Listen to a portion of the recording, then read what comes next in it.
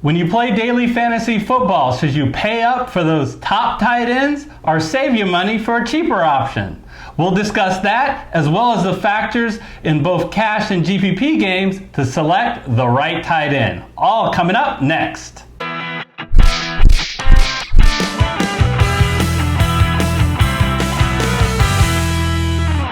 Hello everyone, I'm Eric Lee. And I'm Gary Kurtzman, and we are the Fantasy Football Consultants. Just a real quick background for the viewer. We started Fantasy Football Consultants last season. We had weekly shows where we talked about, for DFS lineups, we had cash and GPP. And Eric, I'm really proud of the fact that our cash lineups cashed in and made money for the viewers 80% of the time last year. That's an incredibly high bar, but I think we should feel really good about it. Yeah, I do. And I think that it's important for our viewers to know a little bit of our background. I was an accounting major, he was a statistics major, and we held leadership positions at some of the larger companies in the entire country. And I don't say that to brag, but I just say that so they know a little bit of our background. Well, yeah, I mean, the reality is we either ran or worked in the analytical modeling departments, really for Fortune 50 companies. Good news is we're retired. So now we can bring all that analytical modeling capabilities to you guys, and that's what we've done here in this off season. Is we've dug deep into our modeling skills and developed models to predict how you pick each position in the NFL and what contest to pick. You wrap all that up together, and that is our DFS NFL Master Class series, Eric, that they're watching right now. And welcome to our course. This is the 6th course in a 9-part series. Tight end selection strategies. Hopefully you did not miss our previous courses specifically on quarterback, running back, and wide receiver selection strategies. First of all this, you can see the videos, you can see on YouTube, and that's for the NFL DFS Master Class. It's also our weekly videos on DFS and on Survivor. As well, you can hear the podcast on iTunes, so watch for it there too. If you want to support the show, do us a favor and smash that like button right now. And then you also can click the red subscriber button and then the bell icon to be notified for future videos. But today, we are going to get into tight ends. Gary, the tight end position. Well, yeah, I mean, here's the thing about the tight end position is that when you're picking your DFS lineup, most people don't pick tight ends first or second or third, right? You typically go through quarterback, running back, wide receiver. Tight end can be an afterthought, and I think that's a shame. Let's talk about how tight end is fundamentally different from the quarterbacks, the running backs, and wide receivers. Both FanDuel and DraftKings offer lower salary ranges for tight ends, so the average tight end is a lot cheaper. But also, the tight ends are much more volatile, Gary, than any other position. So it becomes important to figure out what are the factors to try to determine to maximize your chances that your tight end is going to return value. Gary, we have 4 key factors we want to talk about. What is the number one most important factor? So the number one most important factor that you need to look at to break through all that volatility and accurately predict which tight end is going to consistently score high fantasy values is targets. And that's probably incredibly intuitive. You've heard of the NFL being the land of opportunity. Well, tight end is no different. And opportunity, strictly speaking, is targets. How many times does the quarterback throw to the tight end? And why did I just define target? Because I have more often seen a statistic on how often the tight end is on the field than I have what targets are expected for the tight end. And Eric, I got to tell you, how many snaps the tight end is on the field is totally uncorrelated. Yeah, I don't think you get any DraftKings or FanDuel points for blocking. No, I mean, that's it. That's it. Look, half the NFL plays are running plays, so the tight end's blocking. And the reality is this. There are relatively few tight ends that consistently get high targets, and those are always the ones that are high value, but those are the ones that oftentimes you end up looking for. So back to the thing, number one factor you should look at is targets. Okay, so Gary, when you're looking specifically at targets and you're looking at the past, how far do you go back? Do you look at just the targets that the tight ends got last week, or 4 weeks period, or the whole season? What's the period of time that gives you the best correlation? Yeah, I mean, from a modeling standpoint, the more volatile your data are, the further back you have to go. Now, the good news about tight ends is roles don't change a lot throughout the season. Roles change for other positions. In fact, running backs can be quite a bit. The pecking order can change. You certainly have more injuries at running back than the position, and that can change pecking orders, things like that. Not much of that correlates with the tight end position. So the short answer is look at the entire season. Okay. Try not to look at previous seasons because coaching can change, strategy can change, but take season to date, even if you're in week 8 or 9, even if you're in week 14 or 15, you're better off looking at the full season than you are just looking at a piece of it. Got it. So, Gary, all targets are not considered equal. That's why the number 2 factor we are looking at is what are your red zone targets, i.e. targets within 20 yards of the end zone, or even better, the targets inside the 10. I think a lot of people use the red zone because that's a lot easier found, but a little tip out there, you can find inside the 10 targets on Pro Football Reference, a really good site.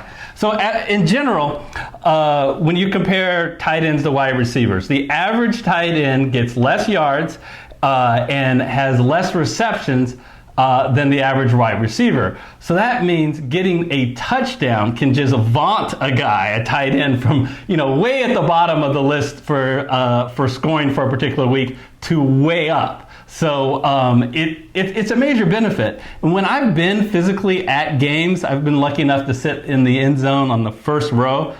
Just the sheer size, Gary, of the tight end. When you watch it on TV, you don't really realize it. They're just huge targets and great targets for touchdowns. Well, and actually a lot of the tight ends, used to be power forwards or even to a lesser extent, small forward or center in college. And why do I say that? Because obviously that's a basketball term, because they're used to blocking out. I mean, if you go back and look at the Antonio Gates, the Travis Kelce, if you just think of the kind of the all-time top tight ends, they were almost all basketball players. So you say big targets, and that's a huge factor. They also know how to block out, use the body to get in front. Now, that's an inside the 10 kind of thing. You don't do that when you're in a go or a fly route or a cross pattern, but you do that when you're in the touchdown. Right. And that kind of a background becomes huge. So I like your point a lot about not just red zone targets, but inside the 10 targets. I'll tell you, Eric, the third factor that you want to consider is who are they playing? Right? But let me get a little more nuance in that. What do I mean by that? What I mean by that isn't necessarily, do they have a good pass defense? Do they have not good pass defense? Look at the cornerbacks. Look at the CBs, and here's what you're looking for. Yeah, that's interesting because, a cornerback doesn't guard a tight end. Now, right. why do you say look at the cornerback? Because teams that are blessed with 2 good cornerbacks, they give up the shorter over the middle stuff because that's what's being covered by linebackers. The cornerbacks shut down the wide receiver 1 and the wide receiver 2 that are on the outside, so you get a disproportionate share of targets going either to the tight end, to the running back, or to the slot receiver. Mm-hmm. Right? So that's the number one thing you look for, is what team is blessed with 2 good CBs. Those are teams you want to target with a tight end. And also correlated, although less so, is how good is their pass rush. Now, oddly enough, this one's also counterintuitive. You'll want a really good pass rush. Now, a proxy for that is how many sacks have they gotten throughout the season. It seems odd to say, I want my tight end to go against somebody that gets to the quarterback quickly. But Eric, that means they got to have dump-off passes. So again, It favors the slot receiver, it favors the running back, and most of all, it favors the tight end. Yeah. I think those are really good factors, because I think what a lot of people just do is look on the face of DraftKings and they look at how do they do against the position of tight end, which is okay, but you also have to look at what tight ends that defense has faced. Because if they face really strong tight ends and are teams that emphasize the tight ends, they can look like they're poor. So really good factors. The fourth thing that we would point out when you're selecting a tight end is look to try to get home favorite. So there's 4 options, right? You can get a home favorite, a home underdog, a road favorite, or a road underdog.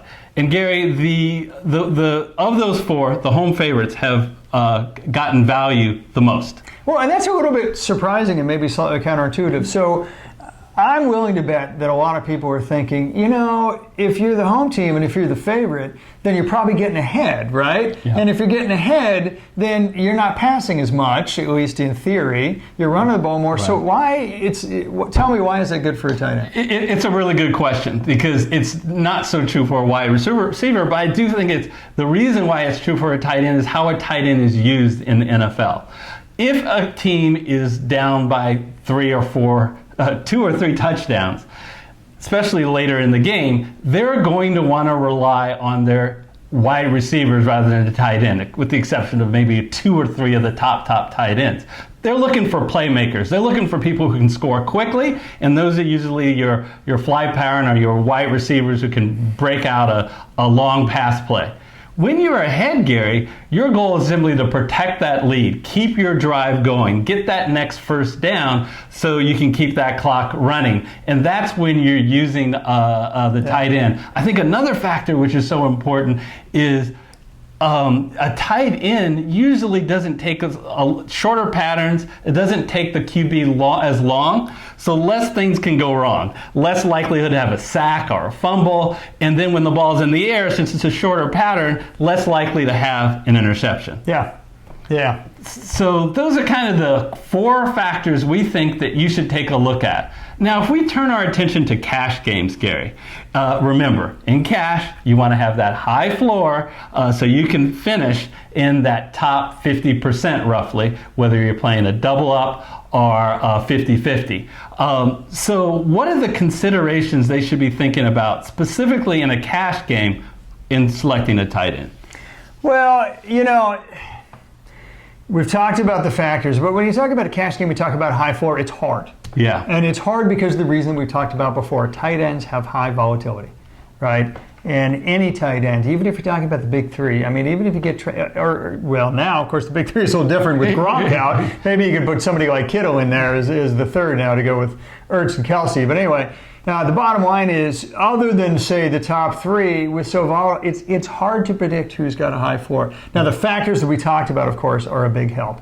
But there is some precedent for saying that if you can't afford a top 3 because you've picked your running back, wide receiver, and quarterback and you don't have the money, that you don't want to punt on a tight end, but it makes a lot of sense to kind of get that mid-tier tight end using the factors that we talked about. And that's at least going to maximize your chances of getting a tight end that's hitting a high floor for cash games. Okay, so a mid-tier. So in DraftKings, that's sort of around 5,500 or low 6,000s. Yeah, I mean, the high tier, for those, top 3, you're probably paying about $8,000, give or take. So in general, in cash games, you're not paying up for the big 3. Yeah, in general, in cash games, you're not. Again, it's the combination of the volatility and because of the factors that we talked about, you can identify good mid-tiers with those factors that have the high enough consistency that make it not worth it. Yeah. To pay up for the big. I think it's very similar to quarterbacks, where I think of paying up at the tight ends is a luxury. It's not something that you need to do. If you're able to get a couple of free square running backs, where you got a backup coming into the starting role, and it's really cheap, and you have the salary, and you think in one of those top tight ends meet those 4 factors we talked about, then sure. But it's not a starting point where you wanted to go there. No, I think that's absolutely right. All right. So the other thing I think you should think about is opportunities that may arise for your tight end in the game due to the injury report. And it's not what you think. It's not that, well, is my tight end injured or not? Obviously, you don't want your tight end to be injured. But what about other players who are competing for targets on that team? Now, normally we think within the position, but most teams, I mean, the Colts are an exception, but most teams have only one primary pass-catching tight end. Mm-hmm. But guess what? If one of their key wide receivers are out, then their replacement is probably not, that wide receiver replacement tight end is not going to match that production, and that production likely is going somewhere and possibly to your tight end. Yeah, that's right. That's a great example of finding somebody whose consistency is going to be higher on that particular game because the opportunities are going to be greater, the target share is going to be higher, and you're right. Cash games are all about how do you, for this game, increase your floor. Okay. It's a great way to do it. Excellent. So we want to pause and thank all the viewers for watching the 2 easy ways to support the show. Smash that like button and then hit the red subscriber button followed by the bell icon to be notified for future videos. Because during the season we're going to film 2 shows, one on DraftKings and one on FanDuel, with our recommended cash games and GPP lineups. And on those shows we're going to have DFS contests for our subscribers during the NFL season, and free entry into those contests, and the total prize pool, Gary, is $360, so it's not too bad. Not too bad, and it's free money, so hey, that's not too bad either. So let's turn our attention to GPP tournaments. Okay, remember, GPP tournaments where we want the high volatility. We want to be able to get way at the top of that list out of thousands and thousands of people playing GPP, to be in that top 10 to win that big money. Yeah, now here's where the volatility of the tight end position doesn't hurt you. Yeah. Right? And in theory, at least, maybe it helps you. But how does it help you? What do you do? What kind of factors do you look at? Well, believe it or not, it's the same factors, some of the same factors that we talked to you about earlier when we were talking about cash games. So Eric, what do I mean? If you are on DraftKings, it's interesting that different factors are more strongly correlated on DraftKings versus FanDuel, and I'll tell you why in just a minute. So if you're on DraftKings, you want to look at targets. Remember we talked about that. Targets being how many times does a quarterback throw the ball to your tight end. Not necessarily how many times do they catch it, but how many times have they been targeted. Why do I say that on DraftKings? Because DraftKings has a full point PPR, okay, as opposed to FanDuel that only has half point PPR. So receptions matter quite a bit on DraftKings, in fact, in an outsized fashion, right? Because just by virtue of catching the ball, it's worth as much as 10 yards, right, receiving. The other is, you get that 3-point bonus for 100 yards, and you don't get that on FanDuel. So then yardage is sort of an outsized importance. So wrap that all up. What does it mean? It means that you want to make sure you pick the tight end that has that 100-yard game. And in order to do that, the number one factor that's correlated is targets. Now, what about FanDuel? Yeah. Because it's not as if targets don't matter on FanDuel, right? I mean, it's still important.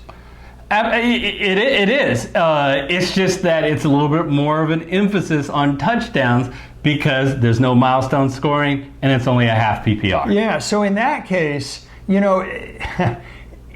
literally almost 50% of the value of a tight end comes from touchdowns. And why would that be? Because the touchdowns were 6 points.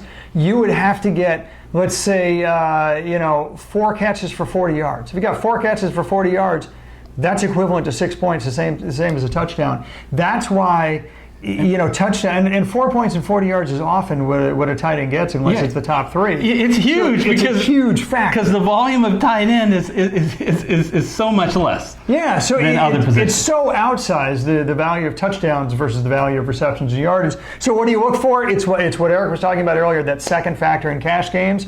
When you're inside the 10-yard line, it's target share, right, from the quarterback. So are they looking the tight end's way in the end zone? That got us to wanting the big bodies, which you read about quite a bit. That's why tight ends, oftentimes, at least the good ones, have the background in basketball. That's what you're looking for, is target share inside the 10 for FanDuel, because of that outsized importance of touchdowns. And what you're talking about is, because we're talking about GPP, we want to get GPP value out of our tight end position, which on FanDuel, in DraftKings, we're now talking 3x and 4x their value. And to do that on FanDuel, you got to have a multi-TD game, basically. Yeah, absolutely. And so, we talked about what the predictor for that is, right? Target share inside the 10. Now, in fact, the other factors also apply. You got to look at the pass defense they're going at. Again, if they got 2 good wideouts, or if they got 2 good cornerbacks covering the wideouts, that's another factor that correlates well with both, but extremely well with FanDuel. Yeah, and in getting these 2 key statistics, in DraftKings, we're talking about 100 yards. And in FanDuel, we're talking multi-TD game. Look, not many tight ends get this. But of the ones that do, 70% are favorites. That is huge. So that is again why, whether you're playing cash games or whether you're playing GPP, you want to target a favorite, and especially a home favorite. Yeah, absolutely. All right, so what else, Eric? What else is out there in the tight end landscape for GPP? Well, one of the things I think that we have talked about a lot with tight ends is tons of volatility, right? You can have a tight end do really well one week and then really poorly the next week, which is why you want to, in differentiating your lineup, I think is really effectively target tight ends that are coming off bad games. You want to make sure they're solid tight ends. Don't just pick a horrible tight end that is always having bad games. But did you see the statistics we talk about? Targets, right? And inside the 10 targets for the season has been good. It's just they came off 1 or 2 bad games. Wow, those are excellent opportunities to target those tight ends for your GPP play. Well, and especially because they may be lower priced. Because Absolutely. There's dynamic pricing on both DraftKings and FanDuel. Chances are their prices dropped after 1 or 2 bad games. Yep. Makes them a better value. Prices drop, ownership is dropped. It's a great option. So, Eric, sometimes in GPP you talk about stacking, because stacking is the obvious statistical way to increase the volatility of the entire lineup. And for those new stacking and tight ends. And for the new viewers, Gary, what is stacking?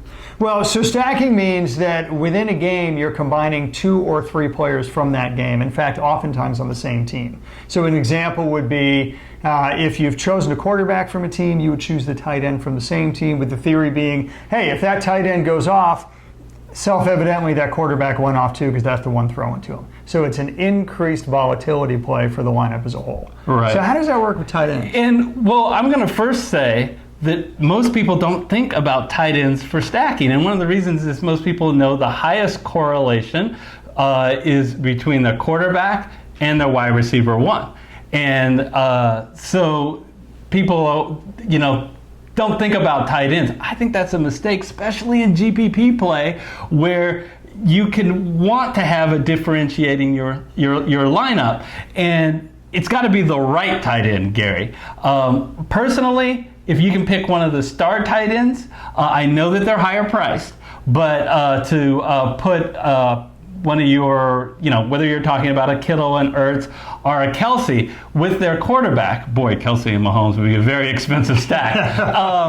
But I think that could be a possible stack, again, if you have the money, because you maybe got a free square running back in your lineup. Yeah, I mean, it's an excellent point. The stacking for tight ends is less statistically correlated. It means it has less volatility. It's less advantageous to you than stacking with a wide receiver 1, or even stacking a quarterback with a wide receiver 1 from the other team.